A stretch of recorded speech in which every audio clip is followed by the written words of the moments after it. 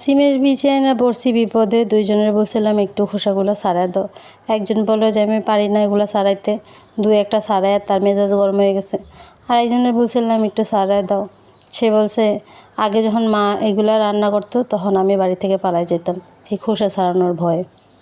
তাহলে এখন কারে কি বলবো, কোনো কিছু উপায় না পাই নিজে নিজে যে কটা পারছি ছাড়াইছি, কী আর করা যাবে। ওদিকে সে যে সিমের বিচি পছন্দ করে না তাও আমার ভালো করে বলে নেই। যাই হোক, একটু খাইতে মনে চাইছে তাই নিজেই খোসা ছাড়াই টাড়াই রান্না করতে গেলাম। যদিও জানি না এটা কেমনে রান্না করে, এখন এই ডালের মতো করে খাইতে মনে চাইছে তাই সাথে একটু ডালও দিয়ে দিলাম। দিয়ে এইভাবে কষে টষে বেশি করে পানি দিয়ে দিলাম ডালের মতো করে। এইভাবেই রান্না করলাম, না জানলে যা হয় আর কি।